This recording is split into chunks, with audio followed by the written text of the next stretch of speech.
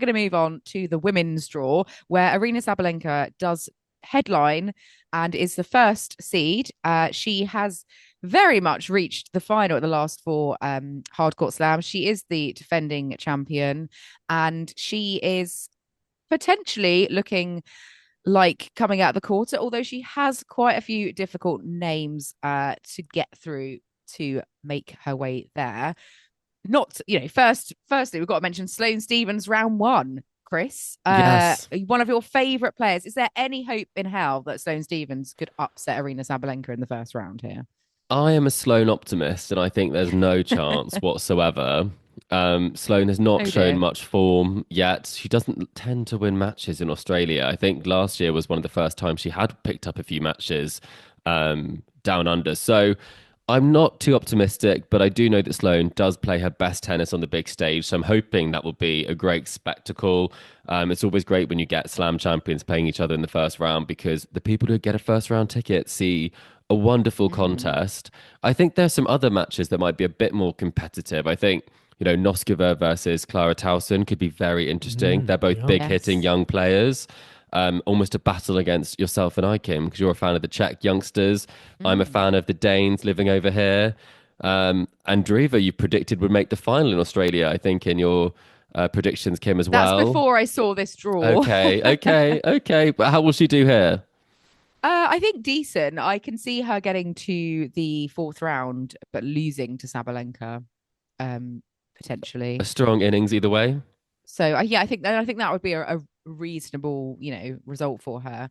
I think Sabalenka in the second round, she could either face Sonne Cartel or Jessica Buzas Monero, who was the Spanish player who beat Vondrousova at Wimbledon last year, which I think, you know, I think Sabalenka will come through either of those comfortably, but especially for Cartel, British, if she could get through the first round, it'd be nice Mm. for her to play on a, top show court against the defending champion there. For sure. I mean, there's some other good players in this section. Diana Schneider's here, who I predicted could win a slam. We've got the dangerous floater, former slam champion Marketa Vondrousova is also in Yes. the mix here. Donna Vekic. I feel like this bottom sort of section, there are some big opportunities. But I mean, Zheng probably is looking most likely to come through from the bottom half. But there's a lot of experience. I mean, Ashton Kruger's been playing some fantastic tennis as well. There's your favorite goat net, Magdalene Joel. Who are you looking at apart from Sabalenka for this quarter? I think Schneider. I think we've got to go with some of your thinking. I think she's looked very good. I think this is a nice part of the draw to be in the middle.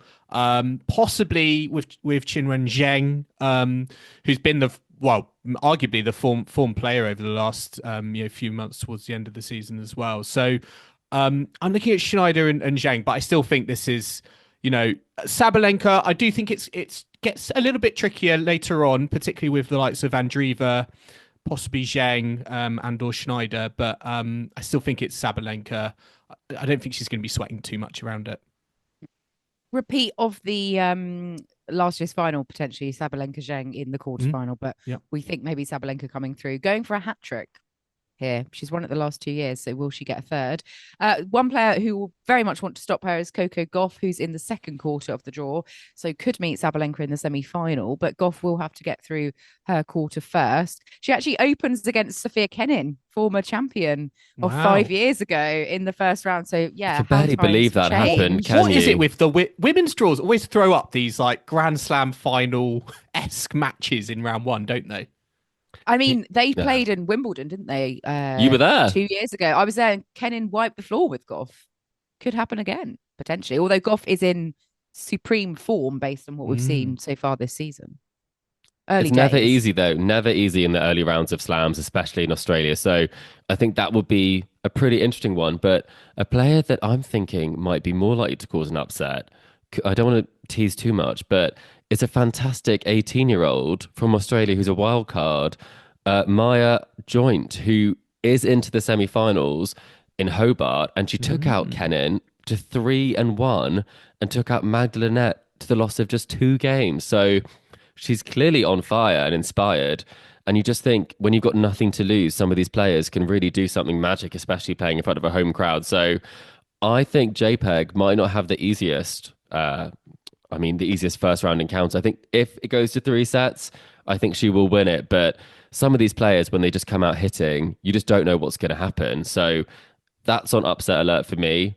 I've also think that a great contest, Joel, Bencic Ostapenko. I was just looking at that. Bencic unseeded against Ostapenko.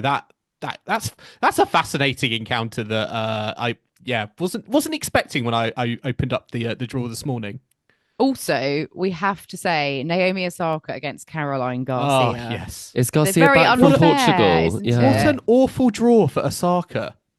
Well, and Garcia. I think Osaka's winning this one. I Garcia's think been they so played out of form. exactly the Is same Osaka last playing? year. I wouldn't be surprised if she pulls out. Well, this happened the exact same Mm. match last year. This was Yes, a it was, match. It was wasn't it? 6-4, 7-6 to Garcia, and at the time, Garcia was actually, I believe, she was the 16th seed, and they've also played in the second round in 2021, and Osaka won that. So, I mean, most of their matches, it would seem to say, have happened at the Australian Open.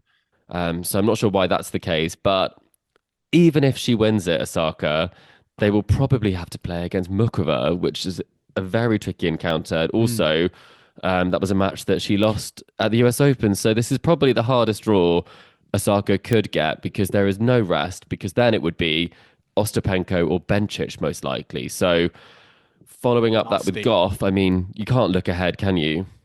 No, one match at a time.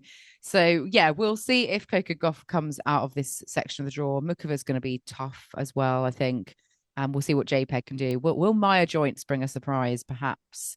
Let's have a look at quarter three, though. The other half of the draw, we've got Jasmine Paolini as the top seed in this section, but we've also got the likes of Elena Rybakina, Danielle Collins, Beatrice Haddad-Maia, Katie Borter as the 22 seed, 22nd seed even, and Elena Svitolina as well. So quite a whole host of players. Madison Keys as well, who's had good run of form here previously. Will Paolini justify her seeding? She had a fantastic season last year. This slam, she got, I think, to the fourth round last year, which was kind of her best result ever at a slam. And that really spearheaded the rest of her season. Is she going to keep her good run of form up at the majors, do we think, Chris?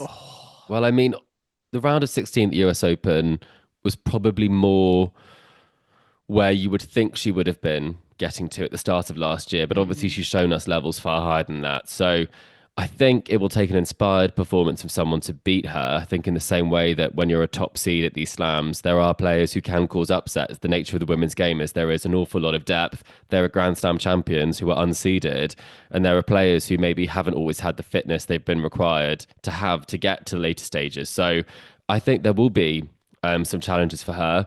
I think Svitolina at a slam level, no matter how many matches she's played coming into it, she's always a danger. Haddad Maia's been deep in slams. Last year's US Open, she made a deep run. So I think living up to semi-final, I think when you look at the results overall, I mean, players like Rybakina have gone further. They have won a title at Grand Slam level. Collins has made finals before, not got the form necessarily. So I think it's a tough one to say. But I do think the opening half of this draw is wide open because players who have not had much form, and then there are players like Madison Keys who are in really hot form. Her highlights from her match that she played yesterday, I mean, it was unbelievable. Some of the shot making against Kasatkina. It was peak Madison Keys. So if any of these players are running hot, they could all make a really deep run. Yeah, Madison Keys is a bit like that, isn't it? She puts together a real streaky bit in the season and then kind of goes off, and it's difficult to know what you're going to get. I mean, Danielle Collins, yeah, is in that section, but she's not won a match since last year's Olympics, so that's not looking likely. I mean, one player I wanted to ask about was Britain's Katie Borter. Do we think she could go deep, quite deep? Like, could this be her best slam performance of her career? I think she should have ambitions of getting to the second week here because based on where she is, I think it's a relatively decent draw. Could have Haddad Maia as her It's a great draw. first seed. Yeah, so I think getting to the second week, I think would be a very good result. And having Paolini, it's not the worst. It's not the worst draw to have. So I definitely think there's cause for positivity amongst the Baltic ranks, particularly I think how she played at the United Cup. So yeah, I think I definitely think there's cause for optimism for And her. she does lead that head-to-head against Haddad Maia 3-1. So that's obviously something that is very kind of positive, that you know that you've had good results. And I mean, there's not many players that you think could cause too much of a problem No. prior to that. So Paolini versus Katie Boulter could also be a very interesting potential matchup for a bit later in the tournament. I'm just Yes. getting used Well, to seeing Paolini as the fourth seed and Rybakina as the as the It's sixth strange, seed. isn't it? But I mean, with all the coaching drama that's going on, where I her coach has know. been banned by the WTA, Goran Ivanisevic has no idea if he's going to be her coach next week, because she obviously wants to bring back Vukic. So I mean, what Is do you she do? a contender? I mean, I just don't know. I feel like her body's like held together by sellotape at times. Like yeah, I don't have confidence in All the Rybakina at the moment. and the mental side of it's very tricky when there's all this commotion going on in your team, all the questions about what's going on, and there's some pretty dark stories out there about what might be going on. So I think this is probably one where she won't necessarily have expectations of winning it, because I mean, her coach is not even allowed to really be at matches or at practice courts, whereas her newly appointed Goran Ivanisevic, he's able to be there, but at the same time, he's not sure how long he'll be there for. So it's the worst possible scenario to be going into a Grand Slam. So to make a bold prediction for Rybakina to go all the way, I mean, that would take a lot and a huge amount of resilience, which I'm not saying she's not capable of it, but I think that would be one stretch too far. Yes. Well, last but not least, let's look at the final quarter of the women's draw, because this is where Iga Swiatek finds herself as the second seed. We've also got the likes of Emma Navarro, Yulia Putintseva, Victoria Azarenka, former champion, Maria Sakkari's down at the 31st seed, and Anna Kalinskaya, amongst other names. Swiatek hasn't had the best results, it's fair to say, at the Australian Open. Her best result is the semi-final from 3 years ago. Last year, she lost to Noskova in the third round. She has obviously just come off the back of winning the United Cup, but she did lose to Coco Guaff. So maybe some question marks as to how imperious Iga Swiatek is. What do you think of her draw, looking at it? Do you think it's a nice one to ease her oh, way into the tournament? absolutely. I think this Yeah. is this is what you would want. This is, to me, like, if I'm Iga Swiatek, this is like dream territory. I don't Mm-hmm. really see a lot of threats here. I think this is very open for an unseeded player Raducanu, maybe to sorry, come through. could be Raducanu a is Yeah, threat. sorry. lurking, I mean, as I said, from the unseeded. seeds, like, I Yes. don't see a lot of real threats there to Swiatek. Certainly unseeded. I mean, Onja Burr as well, unseeded, feels also very unfamiliar. But yeah, I think if you're Iga Swiatek, you are very, very happy with what you've got in front of you. And I mean, talking about Raducanu, where do you think she's at the moment? How what would constitute a good AO for her?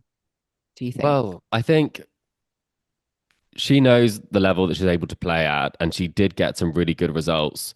You know, last season, I think it was patchy at times, especially post Wimbledon. But I mean, ultimately, the tennis that she can play is such a high standard. I mean, she did get that top 10 win at Eastbourne against Pegula. Pegula is one of the most consistent top performers on the circuit. So we know the level is there. The problem is she able to do it without having played on the match court? And match practice is what I've always thought that Emma Raducanu needs. The talent level is there, but it doesn't really help you when you're in match moments, when she's not necessarily the best at closing matches because she doesn't play enough matches or have enough experience at closing big matches. So I think she'll be looking to make a deeper run than last year, which I believe was the second round. I think a third round clash with Iga and pushing Iga would be a great result. I do think you wouldn't want to play her at any point. No player would want to play Emma Raducanu. She's so good at what she does. But at the same time, you could be served off the court by Alexandrova. It is a tough draw in that sense, because she's also a player who is a bit patchy. But when it comes to competing, I'm just happy that she's in the draw at the moment, and hopefully she will step onto the tennis court. Yeah, and there's some names at the top half of the section, like Onjibor, who's not even seeded anymore, Maria Sakkari, almost out the seedings. Do you think any of them could put together a bit of a renaissance? Dare I use that word? On, I think surely. I think, I honestly think that part of the draw, there's opportunity for that. I mean, I know Navarro is there as the eighth seed, and I know she had a great season last year, but Kim's favourite, Joel. She's it's really tough. not. I mean, No offense to her. Peyton Stearns first up. I mean, she probably is going to be quite familiar with her game, presumably, both It's being not a gimme. Americans coming up at the same time. Yeah, not an absolute gimme. I think that's quite tricky. So I think there is opportunity for someone unseeded to come through. And maybe, yeah, on Jabeur, maybe there's time to rediscover some form because she's too good not to be seeded in Grand Slam draws. And it's almost sad, I think, seeing where she's at the moment because she's such a crowd pleaser, such a crowd favorite. But she's slowly sort of disappearing from, I want to say, relevance at that sort of top level that we associated her with, that she was so embedded in like a few seasons ago. Unfortunately, injury has really taken its toll there for so many players, and that's why we probably do see these sort of strange unseeded player names and players who've gone so far in tournaments now no longer seeded. But I mean, one thing I'm going to ask you for: would it be an upset if Maria Sakkari actually won a match at a Grand Slam? How dare you? That's what I'm thinking. I'm gonna Get hold through off. Camilla Osorio to do that. I'm gonna hold off until my predictions. Okay. Before I give my answers. Yes, talking of predictions, I think it's about time we faced up to them and made them public. So, quarter one, I will come to you first, Joel, as a reverse of last time. Who have you got? Sabalenka Schneider. Okay, Chris. I've gone Zheng Sabalenka. I've also gone for the same, Zheng Sabalenka. Quarter two, Joel. Gauff JPEG, although I'm slightly worried about that given what Chris has said about JPEG's opponent in round one. Yeah, I've also gone the same as you, Gauff JPEG. So we'll see, won't we? And Chris, what about yourself? I went Gauff Badosa. Oh yes, we haven't really discussed Badosa, but yes, that's a good shout. Quarter three, Joel. I put Keys had admire, but once again, I'm like ruining what Chris's wisdom of the head-to-head between had admire and Bolter. You've never been this complimentary towards me, John. I'm liking it. But yeah, I've got Keys had admire. Yeah, what are you trying to butter Chris up for? I don't know. This is slam spoon of shame. I have gone a bit rogue and I've gone for Lulu Sun against Katie Bolter for this quarter. Yeah, I like it. Why not? And Chris? I've gone for a mix up of you both. I've mashed up the Keys and I've put in a Bolter. Well, let's hope Bolter comes true. It'd be great if she got to the quarters. How fantastic would that be? And quarter four, Joel? We're going to get ready for an absolute blockbuster quarterfinal between Iga Swiatek and Maria Sakkari. Dreamland. Sakkari is back. This might be the worst prediction back. you've ever made, Joel. Sakkari is back. Sakkari is back. Bakkari. Oh, wow. I'll tell you bad, what. She's only Bakkari for Joel's predictions. Right. To be honest, if she gets to round two, she's Maria Bakkari. She is, okay. I've gone for Putintseva against Swiatek myself. That was a great match at Wimbledon they played. I'm backing Ons. I really think that she's going to get herself back up there. It's a good draw, and I think she'll be playing against Iga. So we've all gone for Swiatek. So what about your semi-final lineup? Joel, tell us. Is Bakkari getting to the semis too? That's a step too far, even for me. It's about 5 steps too far. I've gone Sabalenka Gauff in my semi. I'm a bit sad because I actually wanted that probably to be the final. It might even be the final, or like the metaphorical final. Yes, but Sabalenka Gauff had admire Swiatek. Nice. Okay, I've also gone similar, Sabalenka Gauff, but I've gone for Katie Bolter against Iga Swiatek. I kind of had to because I put Lulu Sun down and I thought, well, true. You backed yourself into a corner could come there. through. Yeah, I know. And Chris? I've gone for Sabalenka Gauff and I've gone for Keys versus Swiatek. Nice. Okay, so 3 of our semi-finalists are all the same. Okay, so finally, we want the final and your champion, please, Joel. Again, I've gone boring. I can see it already in Chris's face. He hates it. I've gone number 1 versus number 2 seed, number 1 seed winning, Sabalenka three-peat. She's going to face Swiatek in the final. I believe in Aryna Sabalenka. She's going to break out a crazy dance with her team, and they're going to awkwardly do it with her, TikTok. and it might go viral on TikTok. But yeah, Aryna Sabalenka is my champion. Okay. Oh, well, I've gone slightly different. I've gone for Coco Guaff against Iga Swiatek, with Gauff winning. That would I think be based huge. on Gauff's recent form, I'm going Coco. Yeah, all the way. I just feel like Sabalenka to win 3 AOs in a row might be one step too far I this was year. really umming and ahhing about this too. I thought Gauff Sabalenka, I think whoever wins that is going to win the title. And I think that Gauff is due a title, but I'm just not sure it's going to be here. I think it might be in Paris potentially, or a bit later in the season. And I've gone, unfortunately, John, I've done exactly the same as you. So I'm a bit disappointed in myself, but I am very impressed that you went for not Bethany Mattek Sands. Bethany Mattek Sands. Amazing. I was reading the abbreviation. Sorry. Beatrix Haddad Meyer for the semi-final. I've lost the plot.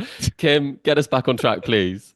Oh, I'd love Bethany Mattek Sands to suddenly emerge. She's a wild get card. to the semi-finals of the AO. Listeners, please forgive singles. some of these mistakes today. Sorry. Well, the thing is, there's a lot of acronyms in tennis, isn't there, with player names, and so BHM I've got might them look wrong. like BMS. On Yeah, the BMS, exactly. Yeah. So we've got 2 Sabalenkas and a Gauff winning between us, I think. Which is, yeah, I think a lot of people might agree with that. I can say that. That does leave our bold prediction. So what's the crazy thing that we're saying? I mean, Zachary Joel, to win round 2. is Zachary I have backed myself into a corner with the Zachary hype, the Zachary predictions. So my bold prediction is Maria Sakkari to make the second week of a Grand Slam for the first time since 2022. It happened at the Australian Open in that 2022 season, but that's what I'm going for. Sakkari is Backery. So your bold prediction is just your prediction, basically. Basically, yeah. Yeah, okay, got it. I remember when Zachary got to the semi-finals of the French Open and had that ridiculous match with Krejcikova contest. Krejcikova. Yeah. I mean, that was her time, wasn't it? It was If her wasn't gonna time. Be there, and No, Kim, her time is now. Well, her time is clearly now. Yes. Sorry, Yikes.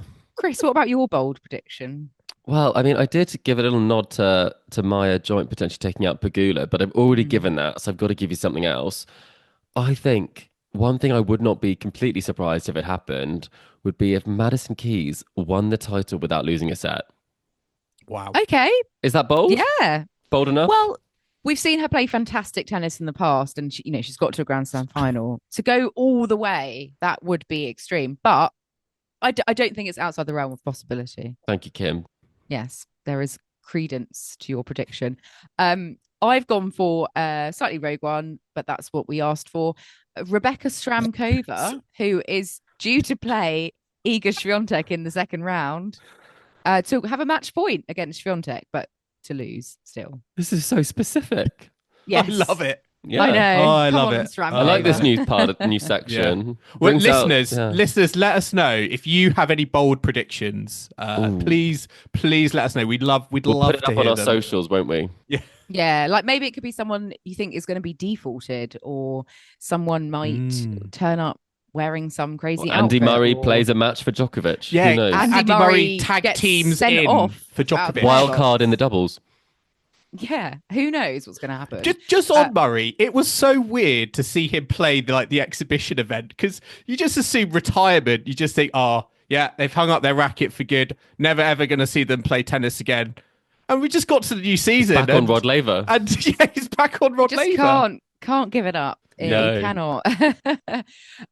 Well, that does leave us to finally, before we go and we wait for the AO to patiently begin, we need to reveal our collector set player picks. Yes. So for those of you who haven't ever played collector set, it is our slam predictions challenge, and we have 6 players, 3 men, 3 women, and we just simply ask you to predict what round you think each player is going to get to.